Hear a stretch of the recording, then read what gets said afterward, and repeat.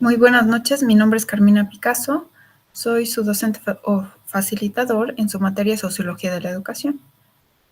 Les voy a hacer una pequeña presentación para que demos una introducción de lo que es la materia.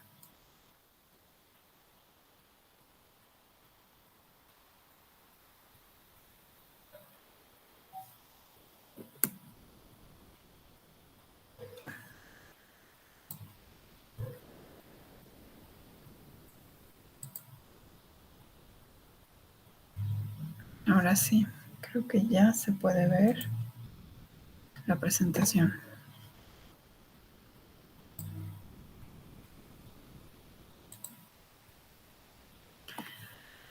Bueno, pues en esta sesión, como ya les dije, le doy la más cordial bienvenida. Vamos a ver una pequeña introducción de lo que es nuestra materia. Voy a explicarles de qué forma vamos a trabajar esta semana y si tienen dudas en la plataforma, en el apartado de dudas, ahí me pueden escribir y yo voy a tratar de responderles a la mayor brevedad. Como ustedes saben, bueno, nuestra materia es Sociología de la Educación y partimos de lo que es la sociología, ¿no? La sociología va a estudiar el comportamiento humano. Para nosotros poder introducirnos al tema, me gustaría que hiciéramos una pequeña reflexión primero sobre lo que es el hombre, ¿no? ¿Cómo está compuesto el ser humano? El ser humano tiene tres características muy importantes. Una que es único. A mí me encanta reflexionar y ver que el ser humano, pues, tiene huellas digitales, ¿no? Y esas, ninguna es idéntica, todas son diferentes. Esta es una parte física, una parte material de poder constatar que el ser humano es único. No hay dos que piensen igual, no hay dos personas idénticas, aunque sean gemelos o, o trillizos, digo, siempre van a tener una parte única. También el ser humano es digno, más, o sea, es valioso. Más adelante vamos a definir lo que es la dignidad. También el hombre es un ser libre, y en este sentido, vamos a ver también cómo desarrolla y ejerce esa libertad. También, otras características del ser humano es que tiene una parte física, es decir, si somos altos, chaparros, si tenemos el cabello chino o lacio, ¿no? El tamaño de nuestros ojos, toda esa parte física. Hay otra área que forma también al ser humano, que es la parte emotiva, es decir, nuestros sentimientos y nuestras emociones, de qué manera nosotros nos expresamos. Y hay otra área que es la parte espiritual. Aquí me gusta definirla mucho como el IVA, porque esta parte espiritual se está formando por la inteligencia, por la voluntad y por el amor. Es decir, a través de la inteligencia yo conozco todo lo que me rodea, conozco los bienes que me rodean. A través de la voluntad, yo pues, trabajo en mi persona y alcanzo lo que quiero, ¿no? Y por último, la tercera característica de esa área espiritual es el amor. Es decir, todo lo que yo tengo o alcanzo o deseo, lo puedo llegar a compartir. Y hasta este momento, cuando yo lo comparto, digamos que pues de alguna forma yo ejerzo mi felicidad, ¿no? Como dicen, la felicidad es una, o sea, yo la adquiero, ¿no? Yo la obtengo, ¿no? Entonces, en este sentido, juntando lo que es la inteligencia, la voluntad y el amor, voy a formar lo que es el área espiritual del ser humano. Es importante recordar que estas tres características de ser único, digno y libre nos ayudan a entender un poco más el significado de la dignidad. ¿Por qué? Porque la dignidad es la actitud de respeto a uno mismo y a los demás. Ese respeto es la garantía suprema del orden social. Desde aquí ya estamos hablando de la parte social del hombre, ¿no? De la sociología, ¿no? Si yo me respeto, respeto a los demás, convivo, me doy, alcanzo los bienes que yo quiero a través del amor, los comparto, bueno, estoy generando un orden social. Y el hombre, por lo tanto, desde que nace necesita convivir para desarrollarse. Una característica principal del ser humano es que es perfectible, o sea, siempre aprende, aprende, aprende, ¿no? Y trata de mejorar y superarse. Y esto hace que el hombre evolucione. Y ese momento de evolucionar lo hace transformarse, ser cada día mejor y por lo tanto logra una trascendencia a través del tiempo, ¿no? Entonces, partiendo de estas características del ser humano, de que es único, digno y libre, podemos entender que necesita de otros seres humanos para mejorar, ¿no? Para superarse. Un bebé que nace necesita de mamá que le enseñe a hablar, que le dé alimento, que lo acobije, ¿no? Por sí solo se moriría. Entonces, siempre vamos a necesitar de los demás para poder desarrollarnos como seres humanos. Y en esa parte de convivencia social, digamos, es la base de lo que es la sociología de la educación. Claro que vamos a ir poco a poco adentrándonos al tema. Para definir lo que es la educación, o sea, nosotros vamos a hablar, ya hablamos un poco de la parte social del ser humano. Ahora vamos a hablar de lo que es la educación, ¿no? Me gusta siempre partir de estos tres autores que la verdad sus conceptos se me hacen muy interesantes. Para Pitágoras es templar el alma para las dificultades de la vida. Es irnos forjando pues yo siempre digo que la vida es como una rueda de la fortuna, ¿no? Algunas veces estás arriba, algunas veces estás abajo y te tienes que preparar para que en el lugar donde estés tú te desarrolles plenamente, ¿no? Como yo les decía, la felicidad es una decisión y tenga yo dificultades o tenga yo alegrías yo tengo esa libertad de tomar las cosas de alguna forma para seguir adelante, para aprender, ¿no? Para educarme. Otro autor que me gusta definir mucho es a Kant. Kant dice que es un arte cuya pretensión central es la búsqueda de la perfección humana, ¿no?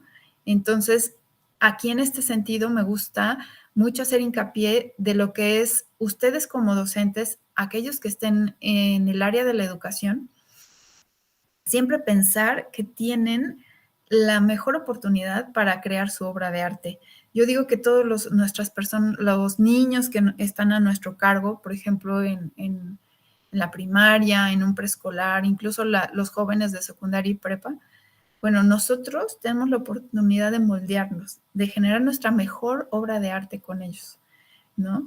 Por eso me gusta mucho esta definición. Es un arte cuya pretensión central es la búsqueda de la perfección humana.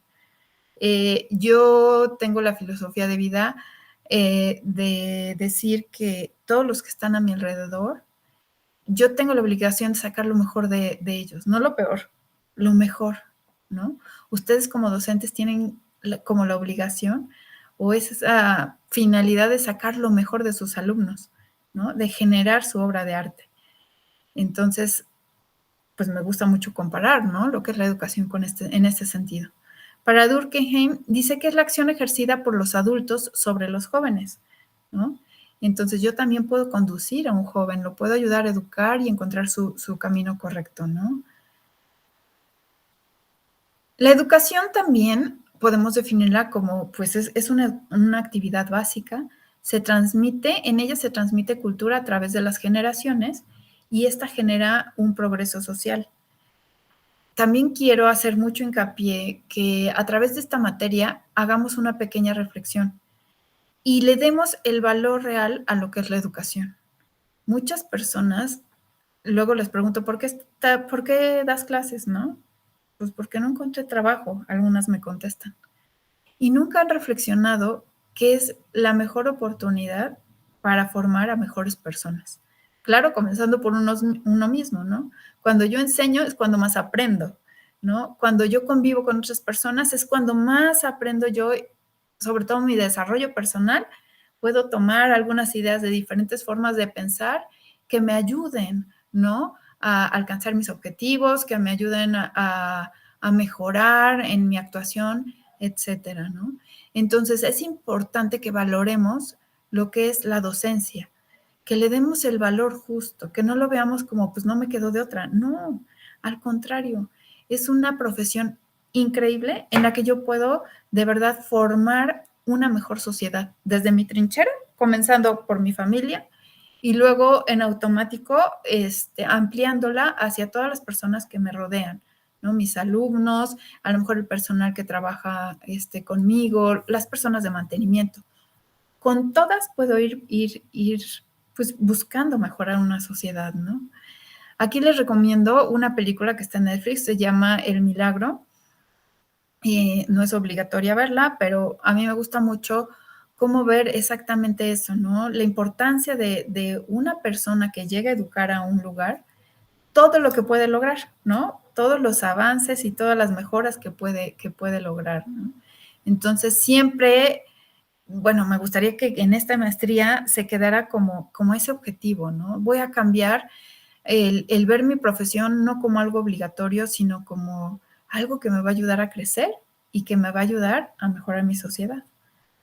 Eh, Actualmente sabemos que estamos inmersos en una sociedad del conocimiento, es decir, toda la información la tenemos rápida, ¿no? Ya no hay nada de que de aquí a que nos contaban lo que había pasado al otro lado del mundo.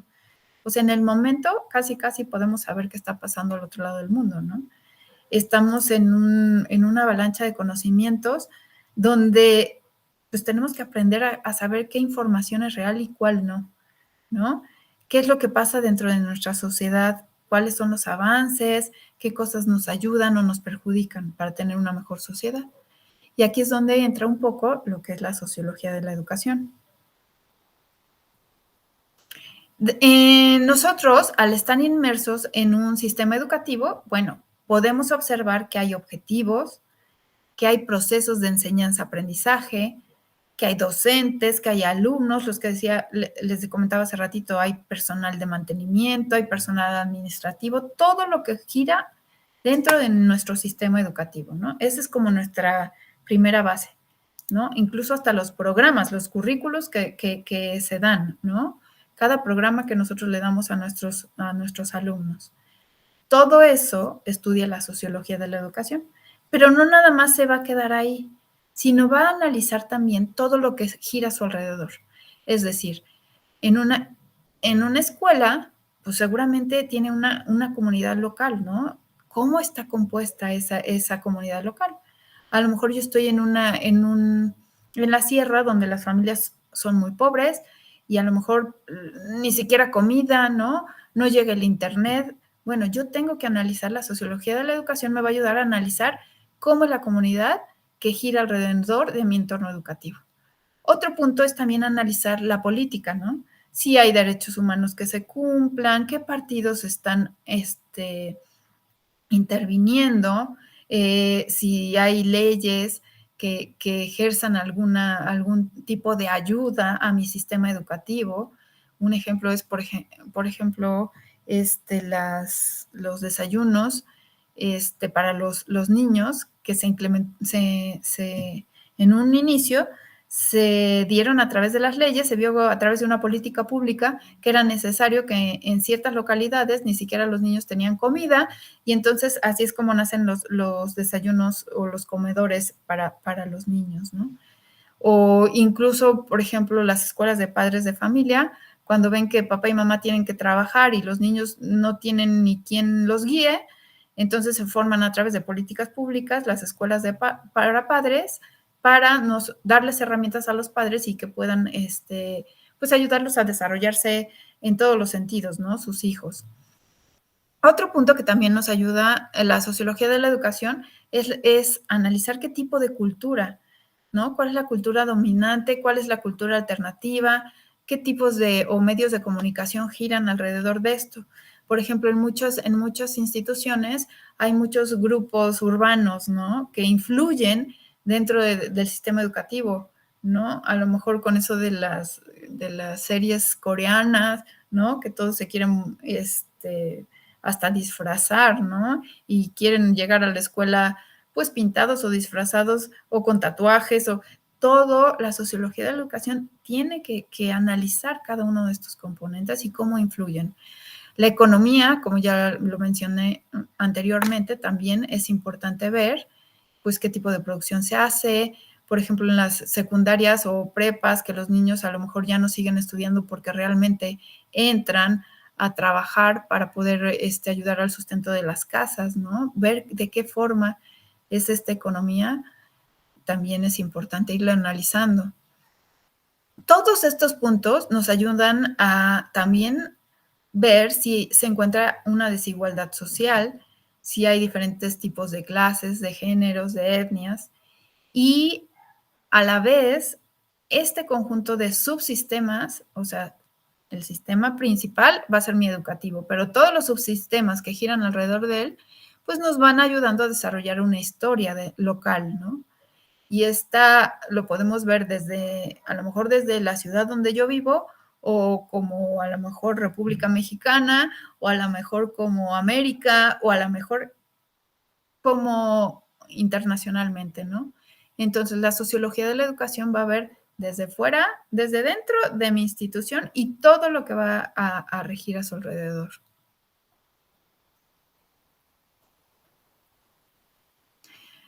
La educación trata de buscar que sea de calidad y que sea accesible, que tenga un valor humano, ¿no? Otro punto bien importante, como yo les había dicho, es que, bueno, yo tengo que buscar como docente crear valores en mis alumnos, ¿no? Y para poder lograrlo, bueno, tengo que ver qué cambios sociales se generan en la educación y si hay nuevas funciones cada vez y si estas son más especializadas, ¿no? Por ejemplo, cuando entramos con la pandemia, pues todo el mundo comenzó a usar lo que son las clases virtuales o los cuadernillos que tenían que llevar los docentes que no contaban con internet y entonces iban a las escuelas y repartían el trabajo para una semana, ¿no? Todos estos cambios que se van dando, pues nos tenemos que ir introduciendo y cambiando y subiéndonos al tren, como dicen, ¿no? No podemos quedarnos abajo porque si no ya no podríamos desarrollar correctamente nuestra profesión, ¿no? Entonces, aquí es importante considerar que la sociología de la educación es una ciencia. Es una ciencia porque pues va a abarcar todo el método científico, ¿no? Van a haber investigaciones cualitativas y cuantitativas que nos permiten observar qué avances o qué objetivos o qué hipótesis queremos desarrollar o alcanzar o investigar, ¿no? Entonces, la sociología de la educación va a estudiar la relación entre la educación y la igualdad social. Este es uno de los puntos que primeramente analiza. Otro va a ser la formación de identidades, es decir, qué instituciones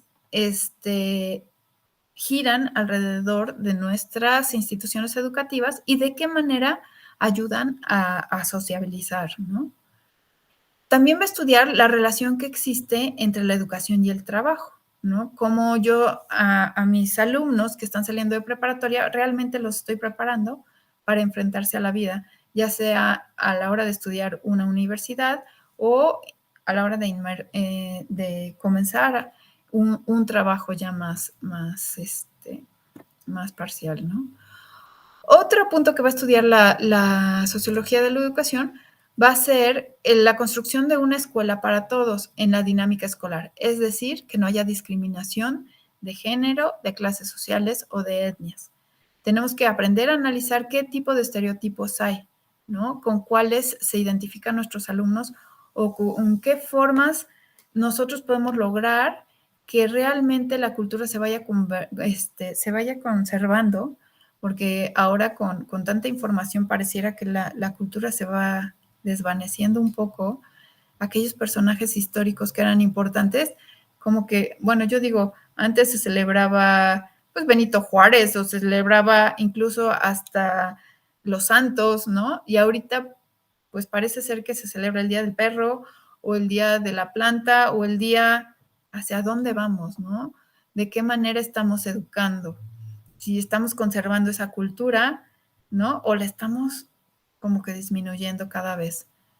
Como yo les decía, también hay que ver pues, la inserción laboral y social de nuestros alumnos, cuál es el comportamiento que ellos van llevando ahorita con el bullying, el ciberbullying, cómo les va afectando, ¿no? Con ese tema, yo creo que todas las escuelas estamos trabajando y la sociología de la educación nos ayuda a través lo vamos a hacer un trabajo, la cuarta semana de esta materia, en el que vamos a tratar de atacar algún punto que nosotros queramos mejorar dentro de nuestras instituciones para que el desarrollo social de nuestros alumnos sea el adecuado. Por último, es importante recordar que la primera forma de sociabilizar al ser humano es la familia. Tenemos que hacer mucho hincapié con nuestros padres de familia que la responsabilidad de la educación primera es de ellos, porque ahora pareciera que no las quieren delegar, ¿no? Que quieren que nada más las escuelas son los encargados de educar y como que se lavan las manos y la responsabilidad no las pasan a nosotros. Entonces hay que trabajar mucho con los padres de familia para que ellos realmente otra vez retomen su responsabilidad como educadores, primeros educadores de sus hijos, enseñen a sociabilizarlos dentro de la familia y después a través de los amigos y a través de los medios de comunicación, ¿no?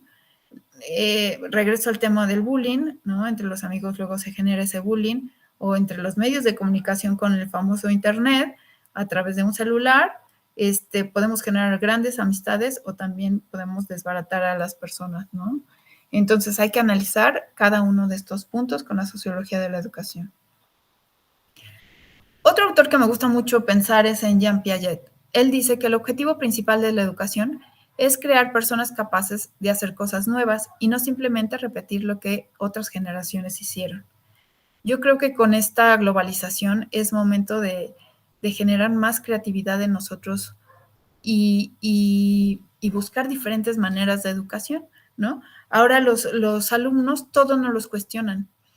Yo me acuerdo que mis hijos decían, mamá, a la hora de decir una frase o, por ejemplo, el himno nacional o rezar una oración, pues ni sabíamos qué significaba, ¿no?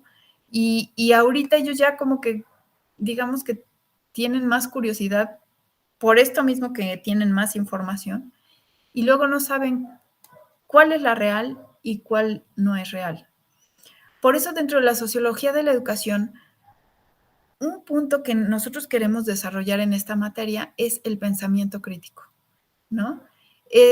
Consideramos que en CIESAC el tener pensamiento crítico es una habilidad que tenemos que generar como docentes, pero de ya, ¿no?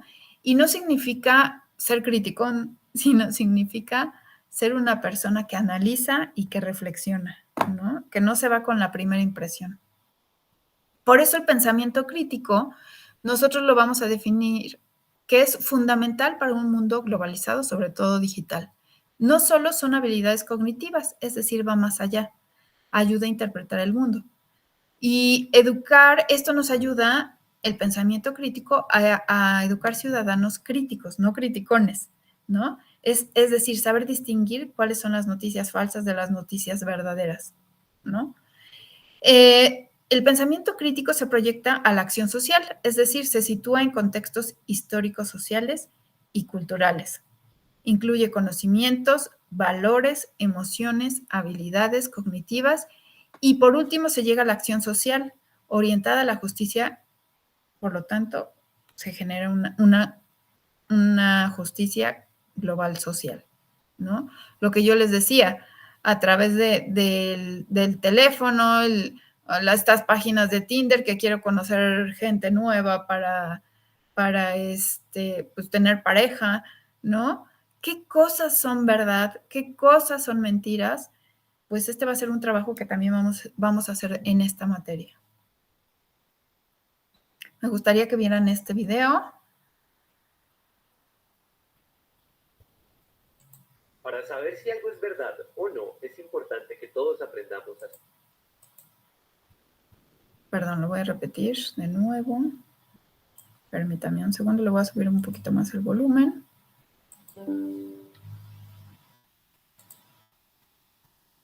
Ahora sí.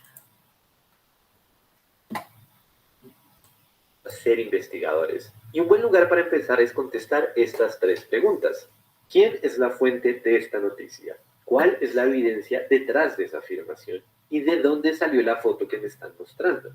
La fuente. Todas las noticias que tú lees, todas las afirmaciones que dan vuelta por ahí, tienen un autor. No hay frases flotando en el aire.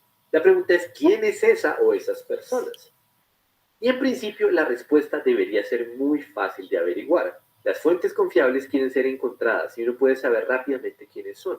El truco más fácil es tomar la URL, la dirección de la página en la que estamos leyendo una noticia, eliminar todo lo que esté después del .com o semejante y escribir ahí mismo la palabra Wikipedia.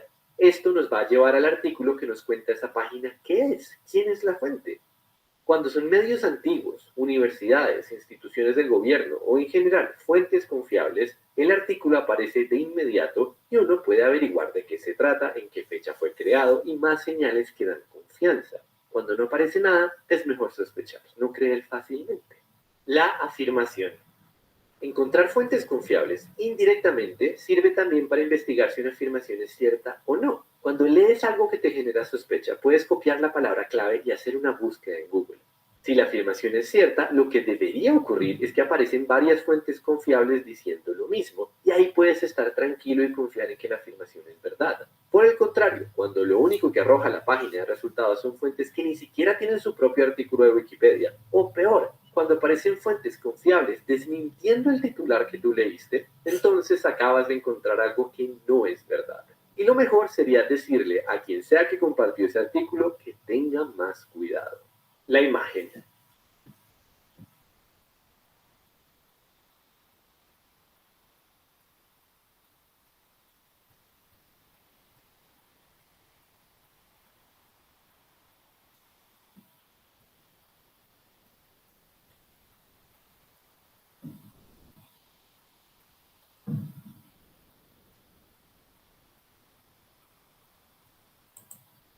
Muchas de las mentiras que dan vueltas en Internet son el resultado de usar imágenes alteradas o fuera de contexto. Uno tiende a creer que las imágenes son una muestra de la realidad, pero no olvidemos que la foto de una película siendo filmada puede parecer la evidencia de un desastre climático. Una multitud protestando hace 10 años por una cosa en otro país puede usarse como si fuera una protesta que ocurrió acá, ayer. Y para no caer en estas trampas existe un truco muy útil. Le das clic derecho a una imagen y eliges la opción Buscar imagen en Google. Lo que esto hace es mostrarte otras páginas web en las que aparece la misma foto. Con un golpe de vista puedes saber si la imagen es más antigua de lo que la noticia parece indicar, si las páginas que la usan son a su vez sospechosas, y si el engaño es descarado, vas a ver cómo esa imagen fue tomada de un lugar o contexto completamente diferente al que indica la noticia. No siempre se puede identificar el lugar en donde esa imagen fue publicada por primera vez, pero buscar imágenes siempre ayuda al momento de investigar si una noticia es falsa o no. Y lo mejor es que esa búsqueda se puede hacer en cuestión de segundos. Este video fue realizado para apoyar otros. Bueno, este video me gusta mucho porque nos da una idea clara de cómo puedo determinar si una noticia es falsa o verdadera, ¿no? Entonces, digo, comenzando por nosotros mismos, aprender a identificar y luego por segunda opción, enseñarles a nuestros alumnos a saber reconocer qué es falso y qué es verdadero, ¿no? El pensamiento crítico ayuda a interpretar al mundo, es decir, nos ayuda a saber quién está representado, ¿no? En un anuncio, en una noticia, ¿no? ¿Quién se beneficia y qué discurso hay detrás? Nos ayuda a reflexionar. Y también es importante ver qué voces están invisibilizadas, es decir, quién no aparece. Con el pensamiento crítico necesitamos criterios que permitan fundamentar argumentos. A mí me hace mucho, mis hijos me hacen mucho, tengo 3 hijos ya adultos, y siempre la plática es, a ver, mamá, ¿eso lo piensas tú? O sea, ¿es lo que tú crees o en base a qué me lo fundamentas, no? Y es un trabajo que he ido haciendo poco a poco, ¿no? Yo fui educada con unos padres que decían, pues porque lo digo yo y se acabó. Ahora no podemos hacer esto con todos los niños, ¿no? Y con los adultos. Tenemos que aprender a fundamentar. El pensamiento crítico es una acción de construir contrarrelatos, ¿no? El saber fundamentar. Participar en democracia y transformar el mundo, es decir, mejorar la vida cotidiana. Es una actitud de alerta, siempre tenemos que tener una actitud de alerta ante las noticias falsas, discursos hegemónicos o posverdades, ¿no? Acá hay un ejemplo. La posverdad puede ser mentira asumida como verdad o una mentira asumida como mentira, pero reforzada como creencia o hecho compartido en una sociedad. Entonces, abusados, ¿no? Por eso es importante comenzar a trabajar esta habilidad del pensamiento crítico. Es importante cambiar la forma de enseñar y generar este pensamiento crítico para poder actuar. Lo que yo les decía, un hecho puede ser un acontecimiento o suceso observable y es una verdad absoluta. Eso es objetivo. Y una opinión es la diferencia cuando es un juicio personal, la valoración de un hecho es una verdad relativa y se vuelve subjetiva. Nosotros, ¿qué tenemos que hacer? Bueno, tratar de fundamentar, ¿no? De que sea un hecho real. ¿Cómo lo podemos hacer? Bueno, es trabajar la diferenciación entre hechos y opiniones, comenzar a cambiar ese chip, ¿no? De decir, bueno, yo es lo que pienso, pero no, o sea, me fundamento en analizar la fiabilidad de las fuentes, como ya vimos en el video, interrogar múltiples perspectivas, ¿no? A mí me gusta mucho cuando, pues, lo cuestiono, no me quedo con la primera impresión, sino voy más allá, ¿no? Investigo. Hay que saber interpretar ideologías, hay que construir relatos y contrarrelatos y por lo tanto llegar por último a la acción social. A mí me gusta mucho hacer este ejercicio porque yo en Google puse para poder desarrollar un pensamiento crítico, me gustaría que observaran esta imagen, yo puse principales personajes de la historia, ¿no? Y el trabajo que quería hacer con ustedes es que lo vieran y pues qué es lo primero, las primeras impresiones que tienen, ¿no? ¿Qué ven ahí? Pues a lo mejor personajes de la historia, algunos reconocerán, otros no reconocerán. ¿Y qué más pensarían de esto, no? Pues a lo mejor mi primera impresión es que son puros hombres, ¿no? Solamente logro ver por ahí una mujer o aquí Margaret Thatcher se ve chiquitita. Como que la mayoría son hombres, ¿por qué? O sea, ¿por qué cuando yo pongo en principales personajes de la historia no aparecen ni mujeres ni niños, ¿no? Hay quien dice que la historia siempre la cuenta el que gana, ¿no? El que vence a lo mejor al país o el que descubrió algo, pero nunca la cuenta a lo mejor los niños que intervinieron en esa parte de la historia o una mujer, ¿no? Entonces hay que analizar, irnos a hacer el trabajo de reflexionar, de no quedarnos con la primera impresión, sino siempre buscar un poco más allá. El pensamiento crítico nos puede ayudar, bueno, para lograr alguna justicia social. Lo que yo les decía, me puedo ir desde mi institución, a lo mejor ver que hay bullying en un salón y cómo yo voy a buscar justicia social, o irme más allá, a lo mejor un padre de familia que esté involucrado en, no sé, en alguna situación de riesgo y que esto influya dentro de la institución educativa, ¿no? Si se aplican o no se aplican los derechos humanos, ¿no? ¿Qué diferencia, por ejemplo, ahorita con el rollo del cuidado del animal, ¿no? A mí me impresiona que se preocupan mucho porque los animales no sean atacados, se cuiden, se protegen, pero por otro lado también tenemos el tema pues de un aborto, ¿no? O sea, esos extremos, ¿no? Cómo nos podemos perder, ¿no? ¿Qué es más importante, el animal o el ser humano, ¿no? Luego, indagar en el concepto de identidad y alteridad.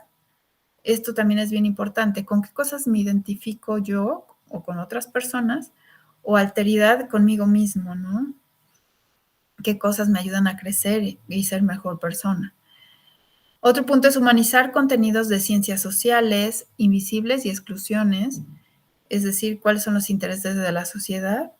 Actualmente, ¿qué mensajes recibo, no? Pues de mis amigos, de los medios de comunicación, ¿no? Otro punto también del pensamiento crítico que me ayuda es analizar si los estudiantes, al encontrarse dentro de la sociedad, pues están reconociendo su propio valor o van como masas de un lado a otro siguiendo lo que dice una persona, un influencer, por ejemplo, ¿no? Y se quedan solo con eso.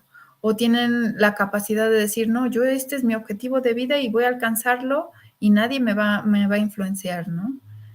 Otra cosa que nos ayuda el obtener ese pensamiento crítico es ver cuáles son las representaciones sociales del alumnado, del profesorado y del currículo, ¿no? Es decir, yo en mi salón de clases, a lo mejor hablo de matemáticas, ¿qué sentido le voy a dar a las matemáticas? Y no solamente como ciencia, sino qué valor social puedo tomar de las matemáticas para generar algo más, ¿no? Otro punto también que nos ayuda es la ausencia de la mujer en la historia, o de los niños, o de los pobres. O sea, hay muchos puntos con los cuales a través del pensamiento crítico y la sociología de la educación nos pueden ayudar para mejorar y obtener una sociedad cada vez mejor. Ahora bien, la educación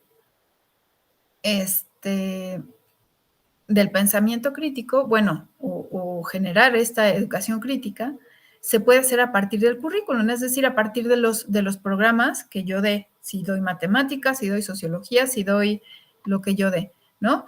¿Y de qué forma lo puedo llevar a cabo? Bueno, dentro del aula, el primer punto es reconocer o identificar un problema. Vuelvo a tomar mi ejemplo, el bullying, ¿no? Podría decir yo, en mi salón hay bullying. El segundo punto es explicarlo y hacerle preguntas causales e intencionales. Es decir, a ver, ¿por qué se genera el bullying? ¿Qué está pasando en el salón? ¿Qué diferencias hay? ¿Qué tipos? A lo mejor hay mucha diferencia social, económica, cultural, ¿no? Hacer un análisis de qué es lo que está pasando. Contextualizar la situación y relativizarla, es decir, muchas veces dejamos pasar problemas, ¿no? Entonces es darle la importancia real a la situación, ¿no? Para poderla enfrentar y solucionarla. El cuarto es exponer las hipótesis iniciales, ¿no? Bueno, ¿qué es lo que pasa y a dónde quiero llegar? Establecer criterios para la búsqueda y seleccionar la información. Analizar distintos puntos de vista, debatir el problema con otras personas, comunicar la propia opinión y actuar en consecuencia, ¿no? Lo que se dice cuando hay un bullying, siempre va a haber una persona que le hacen el bullying, va a haber a la que se lo hacen, la que lo hace, los observadores, ¿no? Que también luego ni se mueven, ¿no? El personal de la propia institución educativa, el docente, todo lo que gira alrededor del problema, ¿no? El estudio de los problemas sociales en la escuela debe seguir una estructura para su comprensión y para pensar alternativas, ¿no? Para solucionar. Bueno, aquí les había puesto un Kahoot que no vamos a hacer. Y bueno, esto sería como la introducción de lo que sería la sociología de la educación, su importancia unida al pensamiento crítico, ¿no? Durante las 4 semanas vamos a ir desarrollando estos 2 puntos y por último, la cuarta semana haremos un proyecto de intervención donde nosotros ya identificando un problema a través del pensamiento crítico vamos a buscar una solución y lo vamos a llevar a cabo. Ahora bien, esta semana yo les dejé primero que hicieran un foro, ¿no? Después de consultar los recursos, es un video y unas lecturas. Las lecturas tienen páginas, no es toda la lectura que viene ahí, sino fíjense en qué páginas tienen que leer. Van a observar esta fotografía, ¿no? Y a través del método socrático, es decir, de preguntas, ustedes deberán elaborar 3 preguntas, es decir, pues yo veo la foto y ¿qué es lo primero que se me ocurre? Pues, ¿qué es la OTAN? ¿No? Por decir algo. Ustedes van a hacer 3 preguntas relacionadas a esa foto. ¿Qué ven ahí? ¿No? Después deberán, bueno, las escriben en el foro. Ya una vez que sus compañeros escriban las preguntas, ustedes deberán responder las preguntas de sus compañeros, ¿no? Y dar su punto de vista. Es importante que tomen en cuenta el pensamiento crítico, las características del pensamiento crítico. Ustedes van a ver un video y ahí viene lo que es el pensamiento crítico. No es su opinión, o traten de ocupar el pensamiento crítico, ¿no? Deberán de hacer comentarios a las aportaciones de por lo menos 2 o 3 de sus compañeros y deben de terminar con una conclusión respecto al tema. Esta es la primera actividad que ustedes van a desarrollar. Después, la segunda va a ser la actividad de la semana. Van a elaborar un diagrama jerárquico. Ahí les puse unas diapositivas explicando lo que es un diagrama jerárquico. Consúltenlo antes de desarrollarlo. Y en ese diagrama, o sea, este trabajo, ¿qué es lo que debe de contener? Bueno, primero van a poner la portada, ¿no? En la portada debe de haber el nombre de la institución, su nombre, el nombre del docente, qué actividad es, si es actividad 1 en este caso, mapa conceptual, la fecha, y siempre traten de tener la misma portada para todos los trabajos de su maestría. Después, en la segunda hoja, ustedes tendrán que poner el contenido. El contenido debe de tener la introducción, es decir, qué es la sociología de la educación. Tiene que haber una definición de la sociología de la educación, cuáles son los principales factores que caracterizan la sociedad actual y los desafíos de la educación ante las mismas. Esto lo van a encontrar en las lecturas que yo les dejé. Quiero que se basen en esas lecturas. Y por último, después van a tener que describir una conclusión y unas referencias bibliográficas. Recuerden que para la conclusión es importante utilizar el pensamiento crítico. Esta es la estructura en la que ustedes pueden desarrollar ese mapa jerárquico. Aquí van a poner cada una de las características que corresponden a lo que es la sociedad actual. Y propiamente este sería el trabajo de esta semana. Con esto termino. Si tienen dudas, por favor, plásmenlas en el foro de dudas y yo les contestaré a la mayor brevedad. Me gustaría terminar esta sesión diciendo que el objetivo principal de la educación es crear personas capaces de hacer cosas nuevas y no simplemente repetir lo que otras generaciones hicieron. Bienvenidos a la materia, quedo a sus órdenes y cualquier comentario, no duden en conectarme. Muchísimas gracias y que tengan una muy linda noche.